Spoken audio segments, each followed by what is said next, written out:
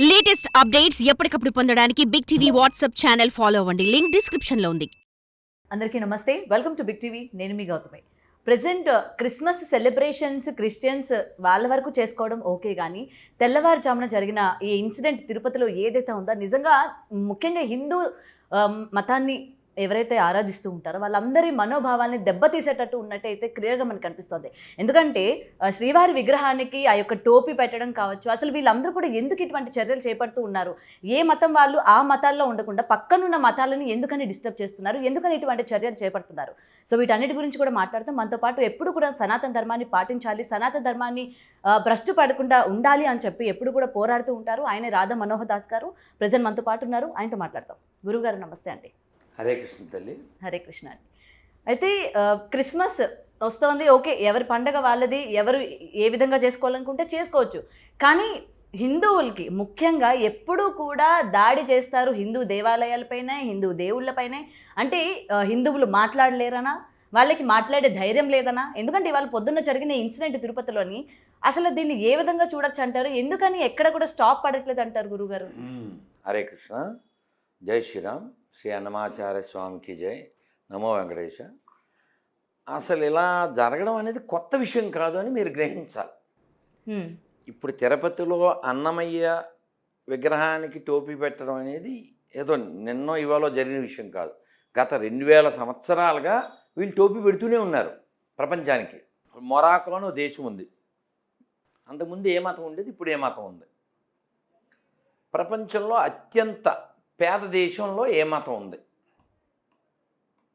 ప్రపంచంలో పెద్ద పెద్ద రోగాలు ఏ మతాలు ఉండే దేశాల్లో పుట్టినాయి. ఇవన్నీ ఎందుకు మాట్లాడుతున్నానంటే, మీరు తరచూ వినే ఒక పదం, బాగా ఫేమస్ పదం, గొర్రె. మీ అందరికీ తెలుసు, వెంటనే ముఖాల్లో నవ్వు వస్తుంది. నేను పాట కూడా పాడాను, ఎవడో దానికి మ్యూజిక్ కూడా ఫ్లేవర్ కలిపాడు, మీకు తెలుసు. ఆ పాట కూడా మీకు తెలుసు, మౌస్యానికి కూడా తెలుసు. గొర్రె మెదడంతే, వెనకాల వెంటనే మ్యూజిక్ ఇచ్చాడు ఎవడో పుణ్యాత్ముడు. గొర్రె బతుకంతే, మెదడున్న వారెవరు, గొర్రె కారంతే. విషయం ఏంటంటే, వీళ్ళకి ఒక బుక్కు, ఆ బుక్ కూడా ఓ 44 మంది తాగేసి రాశారు. అది కూడా చాలాసార్లు చెప్పాను, no clarity, no purity, no surety, no reality, no humanity. How stupidity this rascals speaks about spirituality. Right. ఉదాహరణకి అంటే మీకు అర్థం కావడానికి చెప్తున్నా. భగవద్గీత ఎన్ని శ్లోకాలు అని మీరు ఎవరినన్నా అడగండి. నిలువునామం పెట్టినా, అడ్డనామం పెట్టినా, బొట్టు పెట్టినా ఎవరినన్నా అడగండి. 18 అధ్యాయాలు 700 శ్లోకాలు కామన్. ఎవరైనా అది చెప్తారు. ఎవరు చెప్పారు? అర్జునుడికి కృష్ణుడు చెప్పాడు. ఫిక్స్డ్, మారదు. కానీ వీళ్ళ బుక్ అలా కాదు. ఒకడు 44 అంటాడు, ఒకడు 66 అంటాడు, ఒకడు 82 అంటాడు. ఇప్పుడు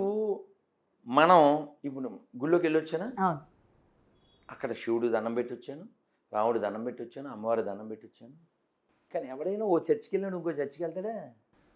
తెలుదా నీకు? తెలుదా? వ్యాపారం అది. ఉదాహరణకి ఓ షాప్కి వెళ్ళారమ్మా ఎవరైనా, ఆ షాప్లో సామాన్లు కొనడానికి వెళ్ళారు. పలానా వస్తువు లేదనుకో, ఆ షాపోడు ఆ షాప్లో తెచ్చుకోండి అంటాడు. ఏంటి మా దగ్గర లేదండి అంటాడు. వీలైతే సార్ సేమ్ మీకు ఈ ఉదాహరణ ఎక్కడ ఇవ్వాలంటే మెడికల్ షాప్.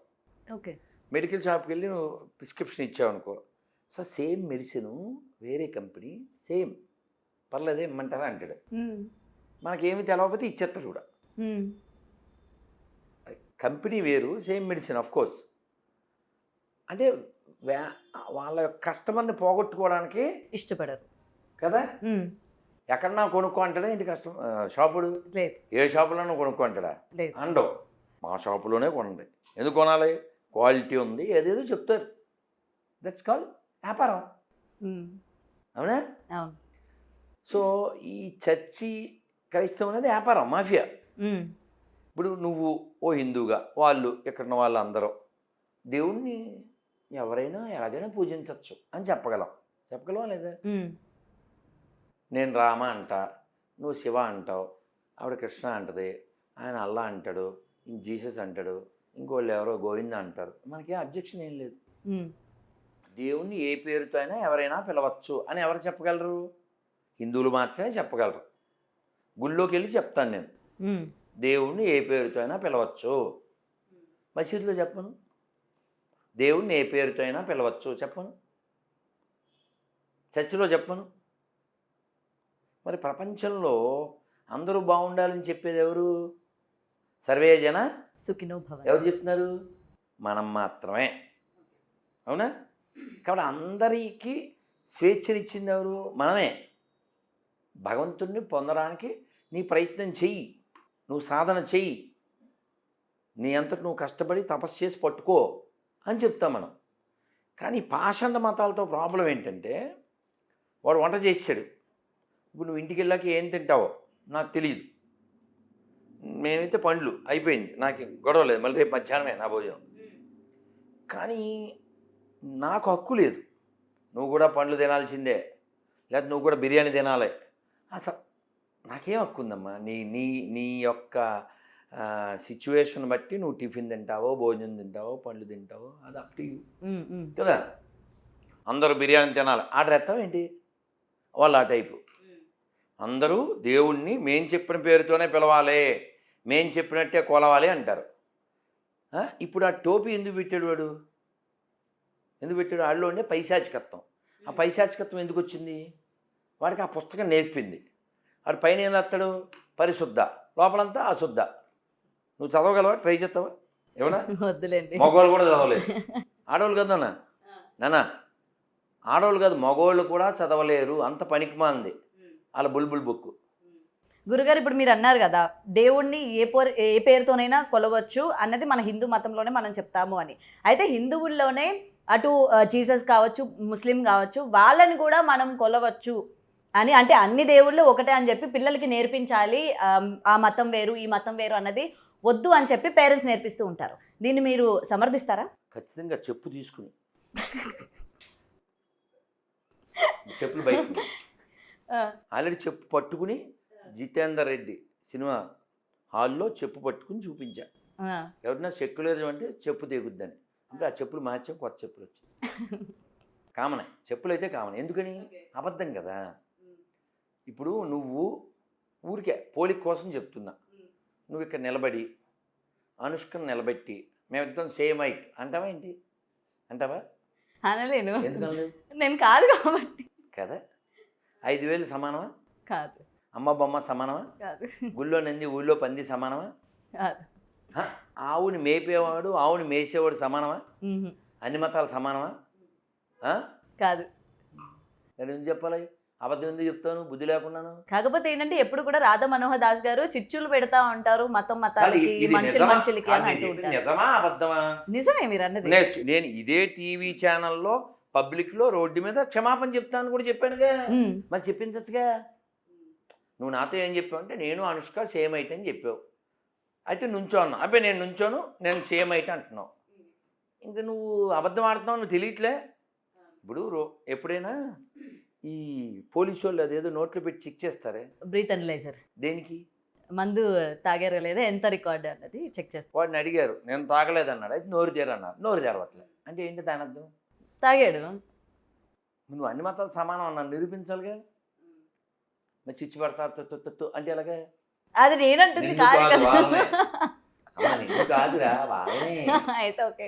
ఆన్సర్ లేని వాళ్ళు, క్యాన్సర్ పేషెంట్లు వాళ్ళు, అదే ఏదో స్పాన్సర్ చేస్తున్నారు కాబట్టి అలా వాగుతున్నారు వాళ్ళు కదా. ఇప్పుడు మీరు ఓసారి సెల్లో కొట్టండి, ఈ గొర్రెలకి లీడర్స్ వస్తారు. గొర్రెల లీడర్స్ అంటే ఎవరు? పాస్టర్స్, బాస్టర్స్, భూమి మీద పారాసైట్స్, ఏమాత్రం ఉపకారం. ఇలాంటి దరిద్రులకి జీతాలు ఇస్తాయి గవర్నమెంట్లు. ఇప్పుడు పూజారి ఉన్నాడండి, ఆశీర్వచనం ఏం చేస్తాడు? శతమానం భవతి శతాయుష్ పురుషేంద్రియం ఆయుష్యేవేంద్రియే తిష్టతి. 100 ఏళ్ళు ఉండాలి, ఆరోగ్యంగా ఉండాలి, ఇది కదా దీవించడం. అవునా? మరి పాస్టర్ దీవించాలంటే ఏం దీవిస్తాడు? సర్వేజన సుగుణ భవంతులు అంటే నేను దీవిస్తారా? మా వాడి నామమున అంటాడు. అవునా? మీకు తెలుసుగా ఇలా కామెడీ పీసులు ఇవన్నీ. ఎంత కామెడీ పీసులు అంటే మొన్న ఈ మధ్య ఒక వీడియో, నాకు కనబడుతుంది, నాకు కిడ్నీ కనబడుతుంది అంటాడు. కిడ్నీ కనపడడం ఏంటి? కిడ్నీలో రాళ్ళు. సారీ, కిడ్నీలో రాళ్ళు కనపడుతున్నాయి. ఇంకా ఇంకా ఏంటంటే అదిగో కిడ్నీ వేడెక్కుతుంది అంటాడు. కాదమ్మా, నేను అంతకుముందు గవర్నమెంట్లో చెప్పాను, గొర్రెల గవర్నమెంట్ కదా, వాళ్ళకి చెప్పాను. ఏం చెప్పానంటే, మీరు ఎంబీబీఎస్ చదవకూడదు ఎవడ ఆంధ్రప్రదేశ్లో. హాస్పిటల్స్ కూడా అవసరం లేదు. ఎందుకు వెళ్ళాలి హాస్పిటల్కి? హాస్పిటల్ ఎందుకు? ఒకడేమో కిడ్నీ బాగు చేసేస్తాడు, ఒకడు క్యాన్సర్ బాగు చేసేస్తాడు, ఒకడేమో చేతులు అతికించేస్తూ ఉంటారు. అవి సూపర్, అది వేరు. నేను చాలాసార్లు చెప్పాను, అద్భుతమైన మనవాడు బంగారు కొన్న. ఏంటి వాడు ఒకటి పుట్టోడున్నాడు, మా శ్యామ్ కిషోర్ అని. వాడైతే అసలు నేను ఈఎన్టీ హాస్పిటల్ అన్నీ తీసేయాలని చెప్పా. ENT hospital waste. ఎందుకంటే అతను హైదరాబాద్లో ఉండి వీడియో కాల్లో ఏలూరులో ఉండే ముసలావిడికి, అమ్మ చెప్పు, ఏం పేరు ఆవిడ పేరు? అన్నమ్మ. అన్నమ్మ గారికి ఏంటి సమస్య? 40 ఏళ్ళుగా వినపట్టలేదు, చెవుల సమస్య. ఆ వెనకాల బ్లాక్ చున్నీ అమ్మాయి, రా అన్నమ్మ గారి చెవుల మీద చేతులే అని చెవులు వేసిన తర్వాత ఆడేదో ఆ షరబా అని షర్బత్ ఏదో తిప్పిన తర్వాత ఇప్పుడు చేతులు తీసేయి, in the name of peace అన్నాడు. వినపడుతుంది ఆయా అంటాడు.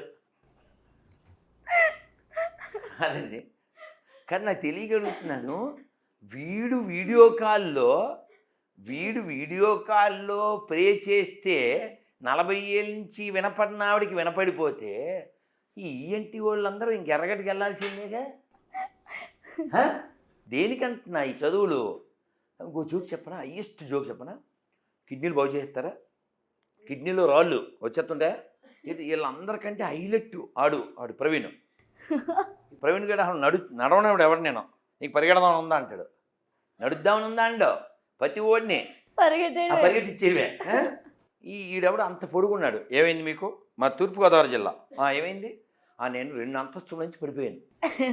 ఒక అంతస్తు కూడా కాదు, 2 అంతస్తులు పడిపోతే ఏమైంది? ఎముకలు పట్మని ఇరిగిపోయినాయి. ఎలా ఇరిగిపోయినాయి? పట్మని ఇరిగిపోతే రాత్రి ఇక్కడికి వచ్చాను, ప్రేయర్ చేశారు, పొద్దున్నకి అతుక్కుపోయినాయి. వెంటనే వెనకాల మేము వస్తుంది, అరేహా అది వస్తుంది. ఇప్పుడు ఎలా ఉంది? పరిగెడదాం ఉంది. అదే పరిగెడదాం అని ఈ ర్యాంప్ మీద పరిగెడతాడు ఈడు. వెనకాల సాంగ్ ఏంటి తెలుసా? చెరుకు తోటలో చేటల బియ్యం దువ్విచ్చి వెనకాల సాంగ్ ఇది. అసలు అది కాదు, ఎముకలు ఇరిగిపోతే అతుక్కుపోయి కిడ్నీలో రాళ్ళు బయటకు వచ్చేసి ఇంత పవర్ఫుల్ కదా, ఎయిడ్స్ బాగు చేసేస్తారు.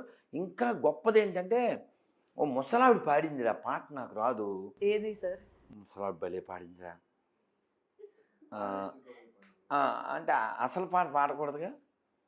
రేసుకోబో ఆ పాటని ముసలావిడ పాడింది, భలే పాడింది. అసలు భలే పాడిందిలే ముసలావిడే. కానీ అసలు ఇలాగే ఇది రీసెంట్గా ఏసై మీద పాటలు చాలా వస్తున్నాయి, తెలుసును అని. అసలు ఆంటీ ఏంటి అసలు ఓ రేంజ్లో ఉంది, మామూలు కదా.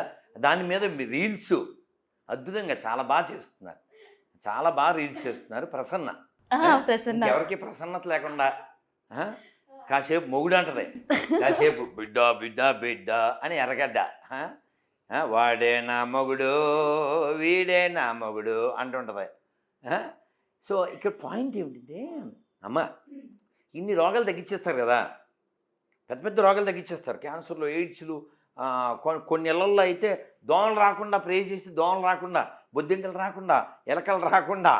ఆయన దేవుడా లేకపోతే పారిశుద్ధ కార్మికుడు. పరిశుద్ధ గ్రంథం పారిశుద్ధ కార్మికం, ఇదే టైటిల్ మన వీడియోకే. పరిశుద్ధ గ్రంథం పారిశుద్ధ కార్మికుడు. అది పారిశుద్ధ కార్మికుడు వాడు, వాళ్ళ గాడ్డు. ఇంకంతకని ఇది ఎలకల్లో దోమలు అన్నింటినీ తరుముతుంటాడు. For more videos like this, subscribe Big TV channel.